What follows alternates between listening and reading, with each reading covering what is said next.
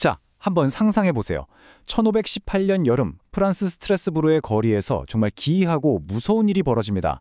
수백 명의 사람들이여 아무 이유도 없이 그냥 멈출 수 없는 충동에 사로잡혀서 몇 주 동안 계속 춤을 추기 시작한 거예요. 오늘 우리는 역사상 가장 기묘한 미스테리 중 하나로 꼽히는 이 춤추는 역병의 진실을 한번 파헤쳐 보려고 합니다. 이 그림을 보시면 지금 우리 눈으로는 도저히 상상이 안 되는 광경이죠.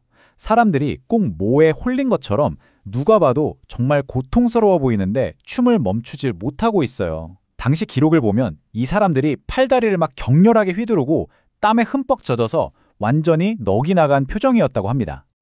당시의 기록은 이 사건이 얼마나 끔찍했는지를 정말 생생하게 보여줍니다. 이 한 문장만 봐도 이게 무슨 즐거운 춤이 아니라 말 그대로 끔찍한 고통이었다는 걸 바로 알 수 있잖아요?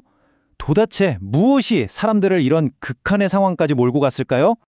자, 그래서 우리는 이 역사적 미스터리를 함께 풀어가 볼 겁니다. 먼저 어떤 일이 있었는지 그 사건의 전말을 한번 살펴보고 그 다음에 가능한 원인들을 하나씩 따져볼 거고요.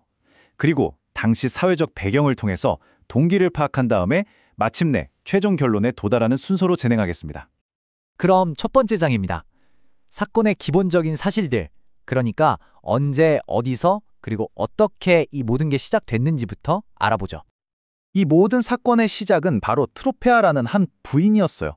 이분이 어떤 음악이 있었던 것도 아닌데 그냥 거리로 나와서 걷잡을 수 없이 춤을 추기 시작한 겁니다. 가족들이 뜯어 말렸는데도 전혀 소용이 없었고 거의 일주일 내내 쉬지도 않고 춤을 췄다고 해요. 그런데 이 현상이요, 걷잡을 수 없이 퍼져나가기 시작합니다. 한 달도 채 안 돼서 춤추는 사람이 무려 400명까지 늘어났어요. 이건 더 이상 한 개인의 이상한 행동이 아니었죠. 도시 전체를 휩쓰는 말 그대로 전염병이 된 겁니다. 당시 시 당국이 얼마나 혼란스러워했는지는 그 대응을 보면 알 수 있어요. 처음에는 이게 몸에 뜨거운 피가 돌아서 그런 거라면서 오히려 춤을 더 춰서 그걸 빼내야 한다고 생각했어요. 그래서 악사를 고용하고 무대까지 만들어줬죠. 그런데 상황이 점점 더 나빠지니까 이번에는 이게 성인의 저주가 아닐까 두려워하면서 도시의 모든 춤과 음악을 금지하는 180도 다른 조치를 취합니다. 결국 이 춤은 죽음까지 불러왔습니다. 일부 후대 기록에 따르면요, 이 역병이 절정에 달했을 때 하루에 많게는 15명까지 심장마비나 탈진으로 죽어나갔다고 해요. 근데 이 부분은 약간 논란이 있습니다. 왜냐하면 당시 시의 공식 기록에는 사망자에 대한 언급이 전혀 없거든요. 자, 이제 두 번째 장으로 한번 넘어가 보죠. 이 기이한 역병의 원인을 파헤치기 위한 본격적인 수사를 시작해 볼 시간입니다. 크게 세 가지 가설을 검토해 볼 거예요. 첫 번째 용의선상에 오른 건 바로 초자연적인 힘입니다. 사실 그 시대 사람들한테는 이게 가장 설득력 있는 설명이었을 거예요. 그들은 이게 신의 분노이거나 아니면 악마에게 단단히 홀린 거라고 굳게 믿었습니다. 당시 사람들 생각 속에는 성 비투스라는 아주 구체적인 용의자가 있었어요.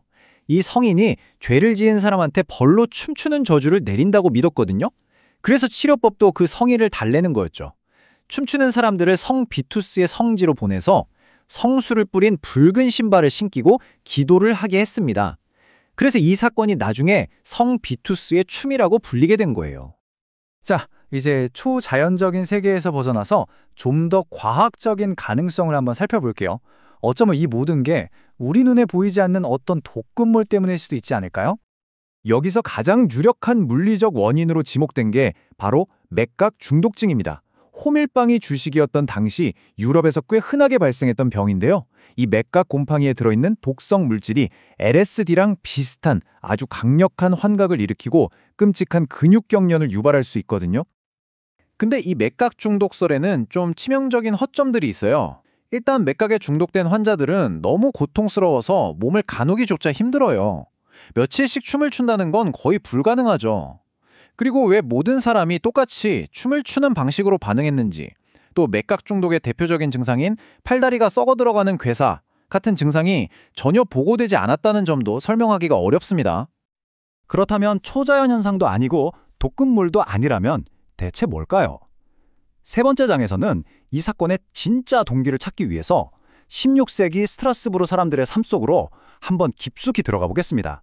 여기서 핵심은요, 이 사건이 결코 평온한 시기에 뜬금없이 일어난 게 아니라는 겁니다. 1518년에 스트라스부르는 말 그대로 절망의 도시였어요. 당시 스트라스부르가 처한 상황은 그야말로 끔찍했습니다.